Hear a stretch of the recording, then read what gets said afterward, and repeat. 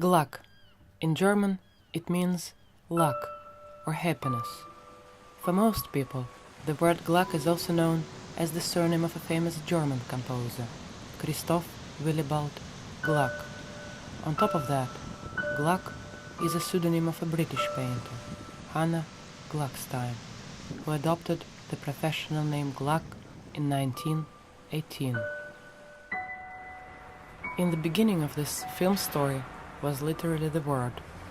The story started at the bookshop in London, when I randomly picked a book and bought it. It was the book Gluck, her biography, by Diana Souhami. Having read it, I had a sudden urge to breathe the air around the Bolton house, where the artist created some of her famous flower naturemorts, to absorb the atmosphere of the Chantry house, where Gluck was dreaming a never-realized dream for over 30 years. Then, to witness the original paintings live at the exhibition Gluck, Art and Identity organized at the Brighton Museum and Art Gallery.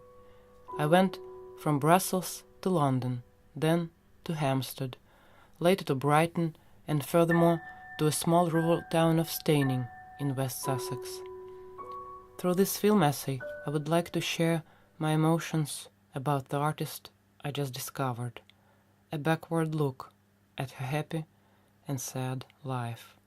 Happy and sad, like her most famous work, the UV picture.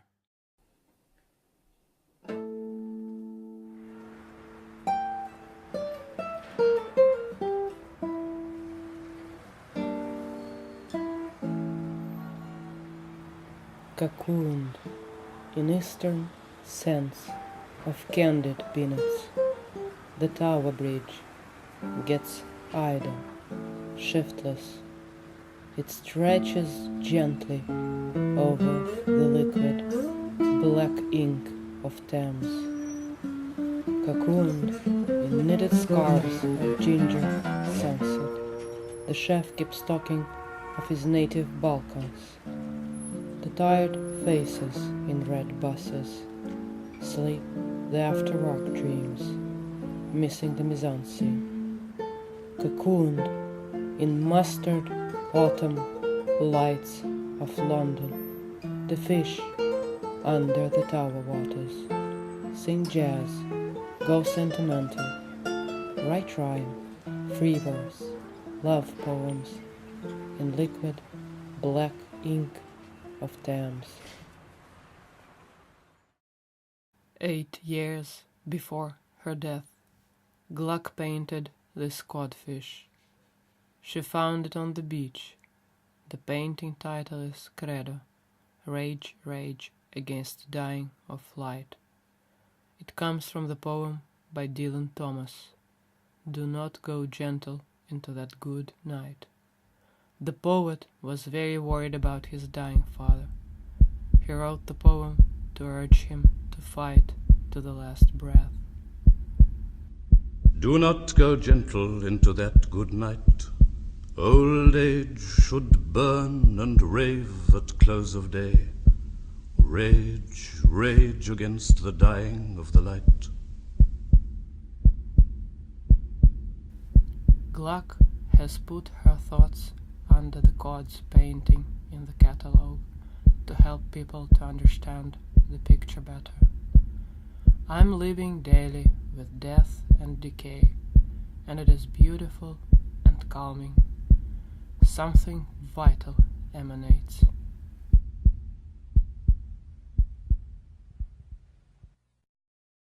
The portrait of the grandfather was created by Gluck when she was only 20. Bravura brushwork. The strokes seem fluid and spontaneous, but in reality implied careful creation, smooth in comparison with an impressionist canvas. The artist is playing a game with the viewer. You see two things at once. Look at the vest grandfather is wearing. At a glance there is the black vest, but on a closer examination there is almost nothing there. It's there and not there. The face is so soft and this liquid-like eyes. I wonder, how did she do that? What is a good portrait? The one that shows the inner essence of the subject from the artist's point of view. When observing her favorite forms of portraiture, it feels that Gluck was influenced by the artists of different epochs, a confluence of influences, from the great masters of Renaissance to Impressionism and Art Deco painting.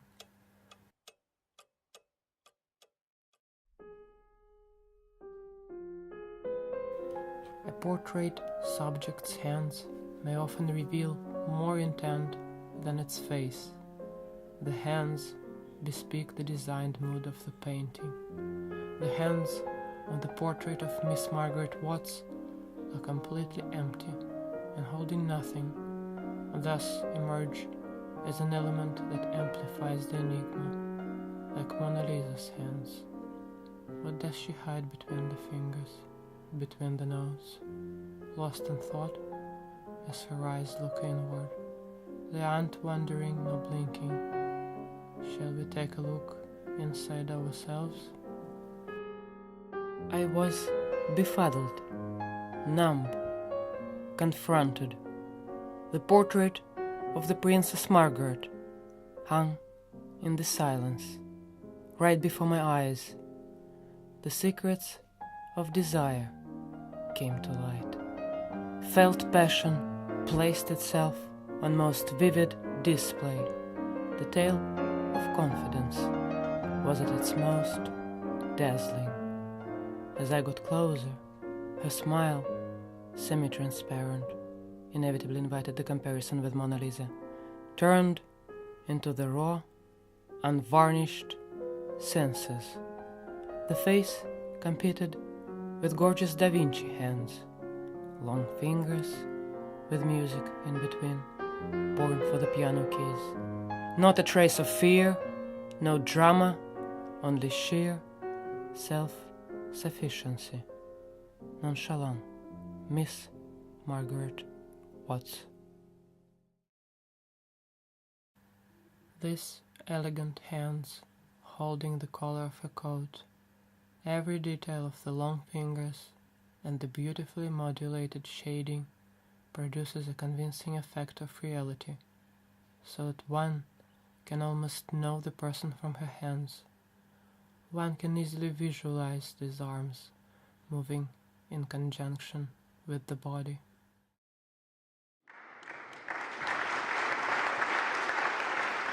The way she holds and rests her hands betrays her character traits. No fear, no surprise, no hesitation. At the same time, she is not interested in us.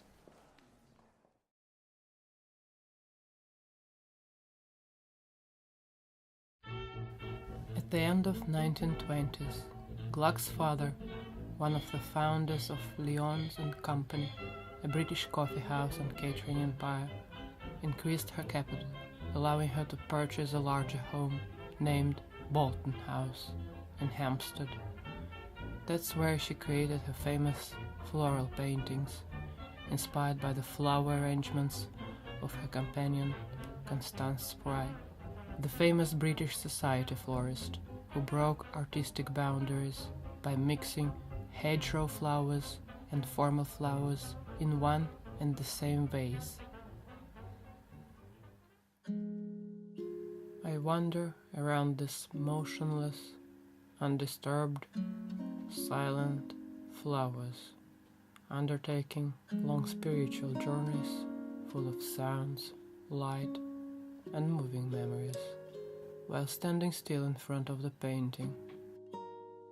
Gluck maintained a feeling for clean surfaces and painterly substance that was destroyed by Impressionism. She was one of the rare 20th century artists, inspired by the natures of the old Flemish masters. She painted flowers with the same delicate precision and feeling that characterized the work of the great Flemish painters. Like a fish On the bottom of the sea, on a sunny morning, my eye is swimming over the gracefully flowing Pleiades and green seagrasses. Suddenly, we are not in the room, not on the continent, but at the open sea, under the sun, on the bottom of the warm aquamarine waters. Look at the overall line and form of all plants in the vase, minimalism and symmetry. It has the crown of a typical tree, a rounded dome. Nature loves symmetry, but it doesn't demand it. In 1937, one of her 6 years of pure, undisturbed happiness, she painted the pool landscape. Rain pours. What follows is the light blue slot in the sky. After the rain, the sun comes out. The scene is recreated in tender, almost corduroy fabric, palette of green, brown, and grey. Sketching on the Moors, painted in Cornwall in 1919, the hair lifting lightly in the Celtic seas, soft morning breeze. The sky is the textile of thin, wispy strands of clouds. No sign of disillusionment that will follow 20 years later. Cottages Below the Downs, 1968.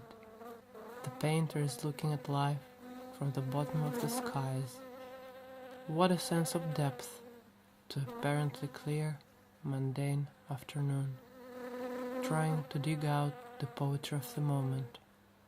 Despite the disappointing finale, the relationship of her life didn't last long.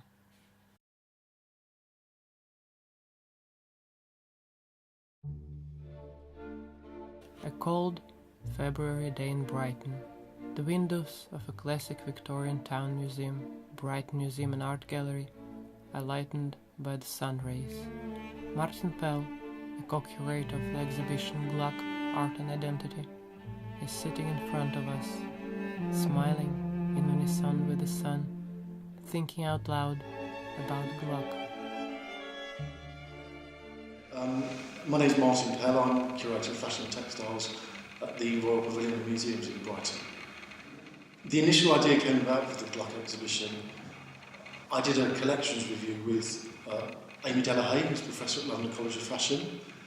And as we were going through the whole collection, the fashion collection, which is about 10,000 pieces, we kept finding these Gluck pieces, items of clothing, and they didn't really conform to the idea of what we knew about Gluck, because we think about Gluck as wearing menswear. And these objects that we kept finding were floral day dresses, evening wear, women's evening wear, ultra feminine. So we tried to understand what these pieces were, and then the idea of the exhibition came about, really. And it's very much based on the collection of clothing at the museum, but there's also the paintings that we've been able to loan, and we worked with the Gluck teams who own the archive. So there's lots of memorabilia in there as well. So it's really looking at Gluck's whole life, art and identity. We began working on the exhibition in 2014, and it was a gradual process. We were just bringing objects together and doing our research. We worked a lot in the archive, because as we were working on the exhibition, we were also working on a publication which is also called Gluck Art Identity. So we gradually worked on through the archive, doing our research, and then we worked with the Fine Art Society, who were Gluck's original gallery. So Gluck, when she was selling her paintings in the 20th century, she worked with a prestigious gallery called the Fine Art Society in Bond Street. And it took about 3 years to pull everything together. One of our biggest problems doing the exhibition was transportation cost of artworks, because they're incredibly expensive. There was one artwork that we really wanted. It's a self-portrait, not self-portrait. It's a portrait of Gluck that was done in 1923, 1924, and it was by Romain Brooks, and it's in the Smithsonian in Washington. So, and we really wanted that painting, but it would have cost about $15,000 just on its own, so we had to say, we can't afford to do that. So it was probably the transportation costs were the most expensive. But actually the project was brilliant to work on. It was everyone, I mean, we first met Diana Souhami and we took her out for lunch because because she was the original person, you know, her book was the thing that we really took all our research from or jumped off from. So we took Diana out for lunch and we said, can you give us some contacts? Who did you? And then within about 2 hours, Diana signed up to doing something for the book.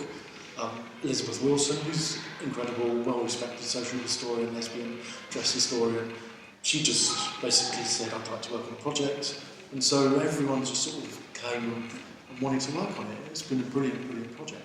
Yeah. So we worked really closely with the Gluckstein family.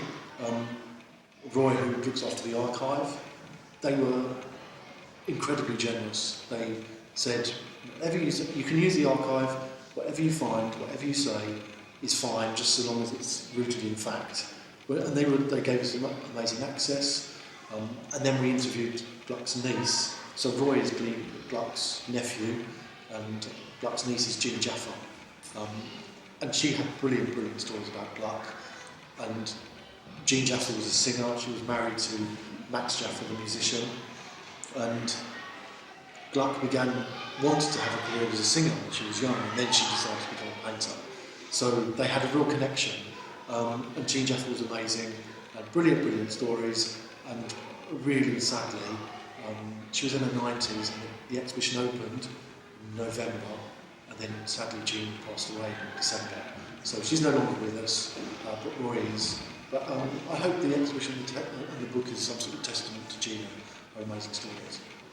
I knew Gluck's artwork because I studied art history, but her profile is much more within the LGBTQ community, so her artwork seems to have suffered, or her reputation, certainly within the art world, seems to have slightly taken second place. So you didn't really see a lot of her artworks, and the only way you did see them was through reproductions, and very much in Diana's book. So, because of the reproduction methods in Diana's book, you did get a real understanding of the depth of the paintings and the... so I was very aware of them, but then we went to the Fine Arts Society, we did a Gluck show, and we saw the paintings, and both myself and Amy were completely blown away. Because we didn't set out the exhibition to be... We didn't want to say Gluck is a long-lost amazing artist, but actually when we saw the artworks, we were blown away by actually the quality. They are much, much better in the flesh than the reproductions that had previously existed. The reproductions in the current book are very good, so I think that does them much more justice. So I think I was aware of Gluck and I liked her work, but now understanding the quality and understanding the process behind her working, I think her works are much more significant and have a much broader influence within British art history than they have been given before. I think Gluck was such an individual artist that I think people didn't really understand her. And her artworks tend to remain within private hands as well. So Gluck didn't have to sell her artwork, she didn't have to work for a living. She was incredibly wealthy, so she did commissions she wanted to, she painted people she wanted to. She didn't have to graft for a living, she didn't have to sell her paintings. And lots of the paintings are not in public institutions, they're in private hands, and they tended to stay in private hands. So if artworks don't have a profile within a public institution, people tend not to know who the artist is. But I think that now is changing. I mean, Gluck donated 2 artworks in her lifetime. One was to Brighton Museum here, and the other was to the National Portrait Gallery in London. Her mother, as we were saying, her mother donated 4 artworks, 2 to the Royal Collection, which is essentially a private collection, and then there was 1 to Birmingham and there was 1 to Manchester. But because Gluck hasn't got a huge profile, these paintings don't tend to go on show. So I think now that is changing, especially with the Queer British Art Show, which had 2 Gluck paintings in, and now our show. I think Gluck is becoming much more visible within art historical terms.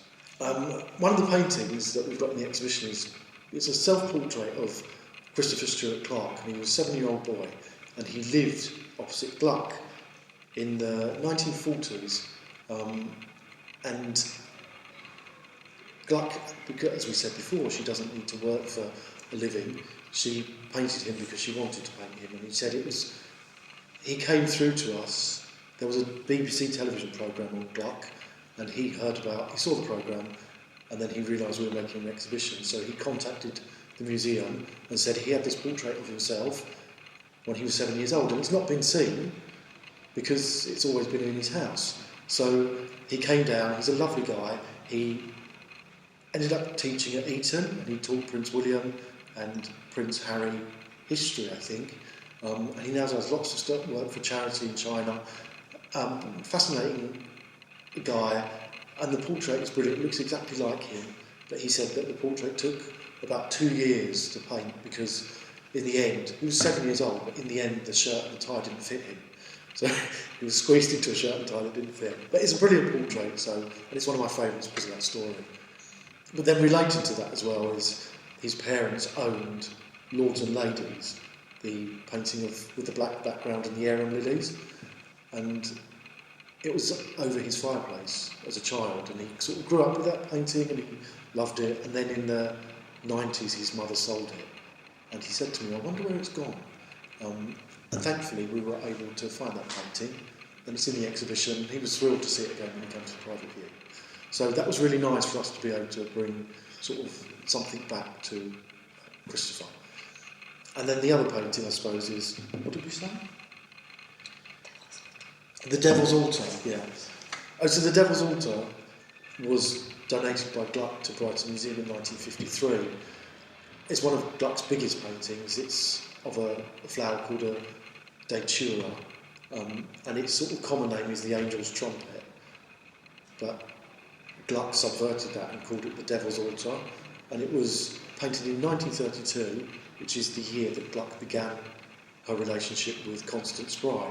Constance Spry was the society florist. She created floral displays for everybody, and it was one of the datura was one of Constance Spry's favourite flowers. So Gluck painted that in the year that they began a relationship. But it's also it's a bit of a solemn painting, really, because it's not the branches are quite empty or bare, and then you've just got these two flower heads that sort of sit side by side, and it looks quite. It's not a happy sort of exuberant painting. It's a little bit solemn, but it's maybe thoughtful. I don't know, but it's a great painting, and it's in the collection. Yeah. Within the collection, we've got two smocks that were worn by Gluck, and Gluck wore smocks throughout her career. And when you look at images of Gluck tended to use clothes to conceal her body rather than to reveal her body. So there's a famous image by Howard Costa that's on the cover of the book, and Gluck wears a sort of a man's sports top, and then over the top she wears the smock. And what the smock does, or what the sports top does, is unnaturally sort of broaden Gluck's shoulder, and it sort of covers up her bust. And then she puts the smock on, and certainly in the Howard Costa photo, you can see her smoking, and she's got her thumb in the bottom of the opening of the smock, and she sort of pulls it away from her body. And the photo, she's sort of, by Howard Costa, who's known as a photographer of men, Howard Costa has lit the photograph, so she's got a really strong jawline, and it almost looks like she's got an Adam's apple. So Gluck, all the way through her life, but I'm talking about the smock, she used her clothes to conceal her body, and that smock is a really good example of the way that Gluck adopted clothing that hid her real body and maybe promoted a more of a masculine identity. The road from Brighton to Steyning, where Gluck spent the last 3 decades of her life, stretches along the coast. Here, expect to see industrial port landscapes, fishing boats catching the waves, and a lot of sky. Life here has its own flow. Time moves at its own pace. Is it Gluck, luck, or happiness?